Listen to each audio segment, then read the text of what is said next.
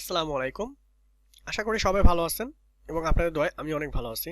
তো আজকে আমরা দেখব এসইওর যে কোর্স স্টার্ট করেছি তার 19 নাম্বার পার্টে চলে আসছি। আজকে আমরা দেখব গুগল ওয়েবমাস্টার টুল সেটিংস কিভাবে করা হয়, সিম্পল কিছু ধারণা দেওয়ার চেষ্টা করব। তো চলুন শুরু করা যাক। এই লিংকে এসে আপনি দেশের নাম ঠিকানা করে দিতে পারেন, যে দেশের ইউজার আপনার টার্গেট, প্রেফারেন্স, ডোমেইন অংশ আপনার ইউআরএল এর গুগল সার্চ রেজাল্টে কিভাবে দেখাবে তা ঠিক করে দিতে পারেন, বা স্ক্রল রেট থেকে গুগল বট কিনবেন আপনার সাইট স্ক্রল করতে তা নির্দেশ করে দিতে পারেন। কাস্টম স্ক্রল রেট সেট করে বর্তমানের চেয়ে আরও দ্রুত স্ক্রল করার জন্য ঠিক করে দিতে পারেন।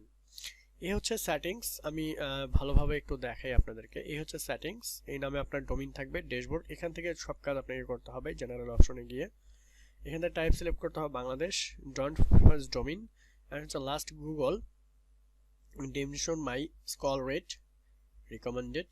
এখান থেকে আপনি সব সিলেক্ট করে দিবেন।